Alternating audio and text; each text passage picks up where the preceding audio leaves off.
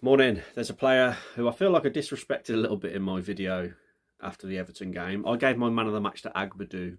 I do stand by it, but I didn't actually mention the performance enough of André. TNT Sports actually gave him player of the match, and he was incredible. He almost had a, a faultless performance. I'm going to go through some of his stats. And him and Gomez struggled a little bit early on, I thought, but then he grew into it. But him and Gomez were absolutely fantastic again, as they always are. They're a great partnership. Now, against Everton, as I mentioned, he got player of the match. His stats, he had 91 touches. He made 8 accurate long balls out of 8 attempted, 72 passes completed out of 74 attempted, 9 of 11 ground duels won. He made 5 tackles and he drew in 3 fouls. So as I said, almost the complete performance, misplacing only a couple of passes and only losing a couple of ground duels. There was a moment where he squared up to the referee and got booked, and I was a bit like, "Oh, calm down, Andre." You know, he's got a bit of feisty side in him, hasn't he? He's a battler, and you know, I thought we were going to have a Mateus Cunha situation in our hands there, but he held his temper and he just got booked for it. But yeah, apart from that, he was immaculate. He was. He's such a underrated player. Unless you're a Wolves fan, really, I don't think any other Premier League fans, or unless people really concentrate on each individual team of players, will realise how good he actually is.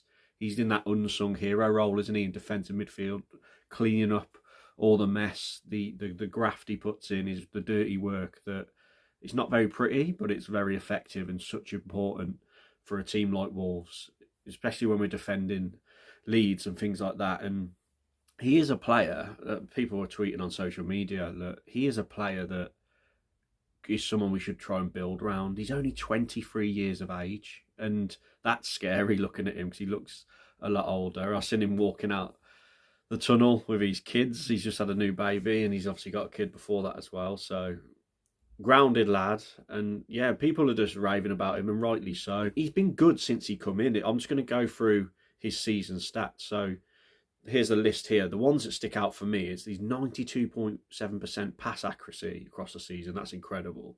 72.7% long pass accuracy, 1,060 touches, 69.8% tackles won, 59.5% duels won, 22 interceptions.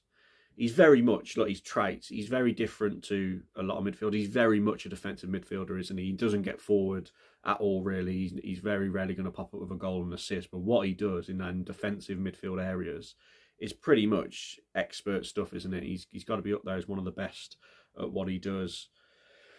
He's some of his performances that stand out for me. I remember the first time I was like, whoa, he is incredible. It's actually in a game we lost. When we lost 3-1 at Villa Park under Gary O'Neill, that first half we went 1-0 up, didn't we? We were 1-0 up at half time. And he literally, in that first half against Aston Villa, did not misplace a pass.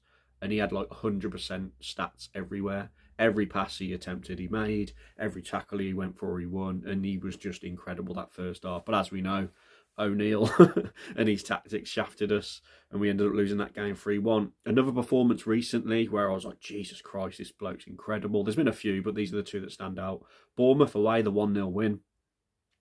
I know they went down to 10 men, but his performance that day was absolutely incredible.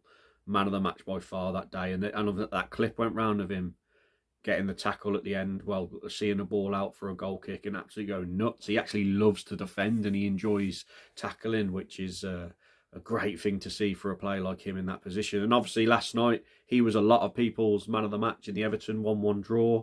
Again, I'll stick by my pick of Agbadu, but I can certainly see why people had André as their man of the match. And we do need to build a team around him. And as I've said at the beginning of the video, he's such an underrated player. And I do fear that because he's only 23 years of age, he's another one we're going to really find hard to keep hold of in the next few years if he carries on. We're looking like we're going to lose Cunha. João Gomez is another one, Ait-Nouri. These players that, look, the Wolves recruitment team get a lot of stick and they've spent a lot of money in wasteful areas, like Fabio Silva comes to mind. There's a few others. But the scouting team have done a really good job here with Gomez and André, getting them both from South America. And yeah, 18.5 million we got André for, and you've got to think in a few years' time we could probably get around 50 for him if he carries on the way he's going.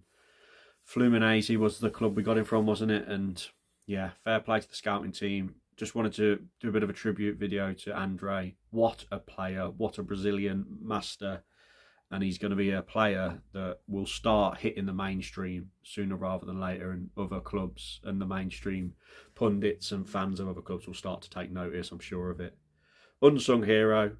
Comment your thoughts down below. Please like the video and subscribe if you're new. Sorry for not mentioning you enough in my post-match Everton video, André. It's not on purpose. I'm just so used to you being class. I'm just like, yeah, it's a given. He had a great game. Cheers, everyone.